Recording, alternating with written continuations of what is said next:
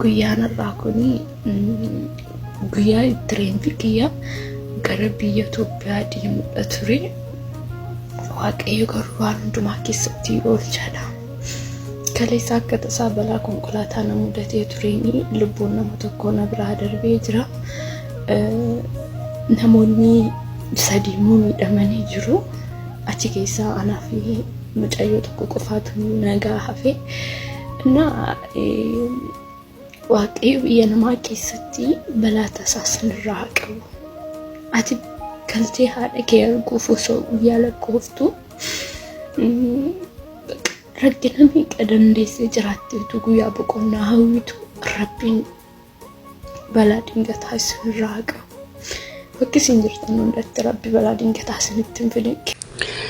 Egaa lubbuun gaafa guyyaa Waaqayyo jedhe malee hin baatu. Baga Waaqayyo gooftaan lubbuu kee oolchee kan immoo lubbuun darbee Waaqayyo boqonnaa haalaatu maatii hundaaf jajjabina haalaatu jennaa obboleettii keenya. Nagaa Waaqayyo isiniif fayyisu hordoftoota yeroo mul'ata akkam jirtu nagaa keessanii obboleettiin keessan nagaadha. Egaa rakkoon fi gidiraan biyya lafaa jechuudha dhuma hin qabdu. Hamma lubbuutiin biyya lafaa kanarra jiraannutti namni dhalata malee akkaataatti biyya lafaa kanarraa deemu hin beekamu. Garuu immoo haa ta'u malee immoo guyyaa Waaqayyoo malee eenyumtiyyuu jechuudha homaa hin ta'u. Egaa obboleettiin keenya kun jechuudha balaa konkolaataa maatii ishee waliin deemtu duukaa mudatee ture. Maatii sana keessa namni tokko lubbuun darbee namni 3 immoo amma mana yaalaa jiru. Anaa fi mucaa qofatu hafe jetti. Akka dubbattuttis akka qaama isheerraa mul'atus miidhaa hin qabdu jechuudha. Mucaan kun Waaqayyoof galanni haa ga'u. Yeroo tokko jechuudha biyya ormaa keessatti birriif boonya baay'een keenya waggaa hamma kanaa teenyee gaafa gara biyyaatti deebinu birrii amma kanaa baramma kanaa hojjedhee birrii amma kanaa fixee jenna. Garuu nagaa keenya qaama keenya guutuu foon keenya hafuura keenya wal keessatti qabannee gara maatii keenyatti deebuu caalaayyuu wanti gammachuu namatti mul'isu hin jiru ture. Garuu nuti kan ofirratti hin beennu. Waaqayyo gooftaan macaa ba'anii karaatti hafuu isinaa oolchu obboloota kooyi. Kanaafiyyuu jireenyi biyya lafaa hin guutu ba'anii galuu irratti ta'anii ka'uu irratti Waaqayyoon galateeffadha. Akkasuma immoo jechuudha lafa deemtanii mana deemtanii gaafa baatanii gaafa galtanii isaan akka amantaa isaaniitti kadhachuu haa kadhatan isinillee akka amantaa keessaniitti jechuudha. Yeroo makiinaa keessatti jara waliin gara maatiittis gara biyyaattis deemtanii uumaa keessan garaa keessan keessatti hin kadhatu. Otoon kadhatiin hin ba'ina hin kadhattan taanaan jechuudha. Maaliif jennaan inni qorumsaaf isin eeggatu isin mo'achuu danda'a waan ta'eef. Garuu Waaqayyo warra anatti siqettan dhiyaadha waan jedhuuf Waaqayyo keessan irraa hin fagaatina. Maaliif jennaan Waaqayyo Haannaatiin asaasa garaa ishee agayee jechuudha. Kanaaf anoo jilgeeffadhee hin kadhannee anoo maatii kana hojii natti baay'atee yeroo kadhataa dhabe jettanii garaa keessan keessatti Waaqayyotti hin gungumina. Keessa keessan beeka Waaqayyo uumaan keessan. Kanaaf yeroo baatan nagaan na baasii nagaan na galchii na dursi jechuu hin dagatina obboloota ko. Maaliif jennaani Waaqayyo sababa keettuu konkolaataa sana oolchuu danda'a waan ta'eef.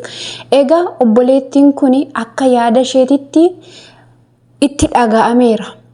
Guyyaan kun guyyaa reeffi koo biyya galu ture. Garuu akka yaada Waaqayyootitti ooleeraa jetti. Waaqayyoof galanni haa ta'u. Yeroo nuti hin oollu hin banna hin duuna jennee yaadne tokko keessatti Waaqayyo karaa nama oolfatu qaba jechuudha. Kanaaf yeroo nuti immoo homaan taanu jennutti namni lafuma raayyoo jechaadha. Lafuma isuma deemu kanarraa mucucaatee kan du'utu jira jechuudha guyyaan isaa ga'eera taanaan. Kanaaf yeroo baata yeroo galtanii Waaqa uumaa keessan otoon kadhatiin hin ba'ina. Maatii keessa jiraattaniif illee uumaa keessan kadhadhaa. Waaqayyo baga lubbuu ishee oolchee. Rakkoon kun jechuudha namoota hedduu mudataa. Garuu haa ta'u malee immoo alli namaa hin ba'a malee akkamitti akka galu hin beekamu. Akkamitti akka biyya lafaa kanarraa deemu hin beeku jechuudha.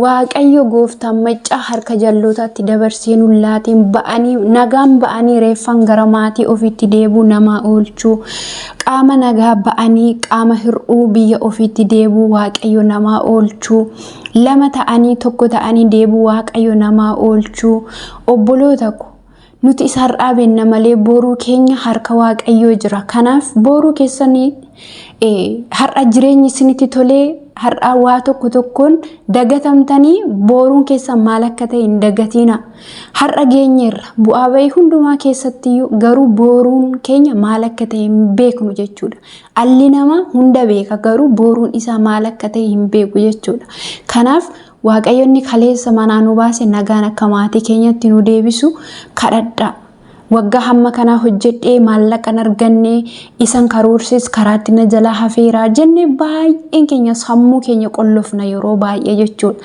yeroo kana kanammoo seexanni duwwaa nu gochuu barbaaddi maaliif jennaan diinni yeroo baay'ee waan ati jaallattuu fi waan ati jibbitu irratti xiyyeeffatee gara jireenya kee dhufa jechuudha kanaaf immoo baay'een dhalootaayyu jechuudha waggaa hedduu hojjete otoo ittiin boqatiin otoo ittiin jijjiiramin otoo ittiin haara galfatiin kan biraa darbutu jira jechuudha kanaaf haala kam keessattiyyuu har'a geenyeerra waaqayyoof galanni haa ta'u dhugaadha obboloota ko har'a ga'uun keenyayyuu fedha isaati mee taa'aati itti yaadame har'a ga'uun keenyayyuu dhuguma baay'ee fedha waaqayyoo taanaani malee waan gaarii gooneefi miti kanaaf boruu keenyas waaqayyootti dabarsaa laa yoomiyyuu taanaan boruu keessanitti harka waaqayyootti dabarsa nutun beeku malee dhumni keenya maal akka ta'e maaliin akka nuti biyya lafa kanarraati kaanuu umni keenya badisas ta'e jireenyas ta'e waaqayyo beeka kanaaf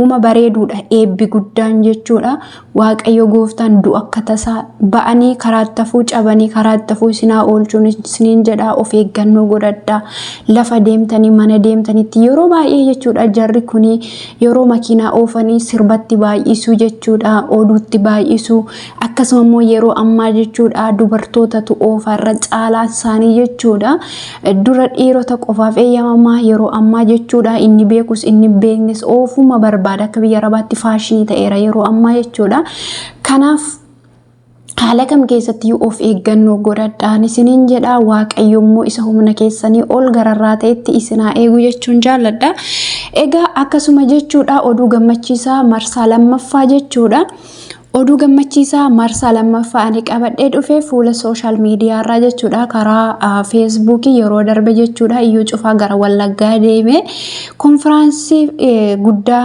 ta'ee ture waaqayyoof galanni haa ta'u guyyaa lallabaa sanarratti eebba wallaggaa kan qabee jawween hin qabamaa hindu'a jedhee lallabamaa ture irratti kadhatamaa ture waaqayyo haa galatu kunoo jawwichis du'ee argamee suuraan isaa yeroo ammaa kana sooshaal miidiyaa gubbaarratti odeeffamaa jira waaqayyo isa dubbate raawwata akkasuma immoo eebba dhalootaa inni baroota hedduu qabee nagaa biyya keenyaa booressee dhiiga namoota hedduu dhangalaasee nagaa dhalootaa gidduudhaa booressee eebba dhalootaa qabee biyya keenya booressee ola deemaa karaa tambisaa inni ture waaqayyo kunoo jechuudha hojii isa diigeera kunoo isa salphiseera asuma waaqayyoon galateeffadhaadha maaliif jennaani gaafuma teessanii waa'ee biyya keenya yaaddanii bulee ka'ee wanti aga'amu yaaddoo boo'icha gaddaa wawwaannaadha gargar ba'uudha diigamuudha nagaan hin jiru eebbin jiru inni ola deemuu guddatu inni baratu hin eebbifamu kuni awaarsa guddaa akka ta'e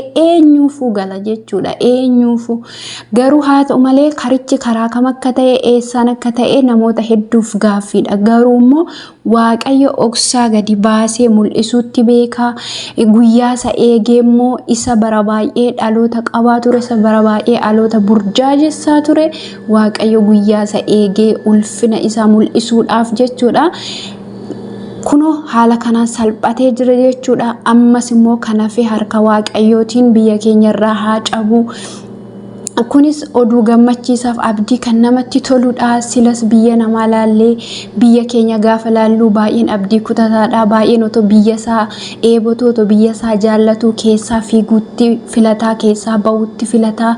Inni biyya ormaa jirummoo akka gara biyya keessaatti hin deebine baay'ee jechuudha. Waa'ee biyya keenya inni kaan gurraan dhaga'uudhaaf jibbaa, inni kaan immoo eessaan ammaatii kootti deebi'a. Biyyoo akkas ta'ee, laftuu akkas ta'ee, namnoo akkas ta'eetti baay'ata.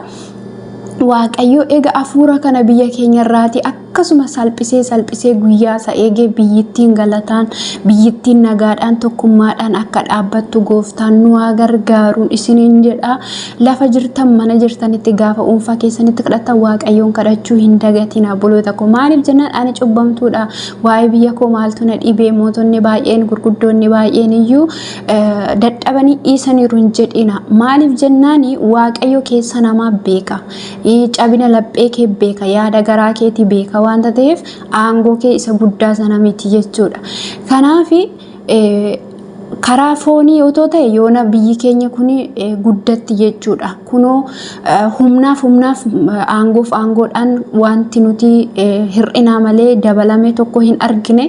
Garuummoo Waaqayyo immoo guyyaa isa eegee dhaloota dhufuufillee biyyittiin akka tokkummaa nagaadhaan jiraattu gochuu danda'a waan ta'eef kanallee Waaqayyoon haa galateeffannu. Waaqayyoonis itti fufnee haa kadhannuun isiniin jedha. Namoota kaanitti qoosaa ta'uu mala dubbiin kun garuu dubbii dhugaati. Waaqayyo galataa argatuun isiniin jedha. Jabaadha lafa jirtanitti gooftaanii kallattii kamiiniyyuu bara keessaniif jireenya keessan irraa hafaa isiniif haa eegu. Isin wajjin haa ta'u turtii na waliin gootaniif galatoomaa. Amma viidiyoo biraa walitti deebinutti nagaan naa tura.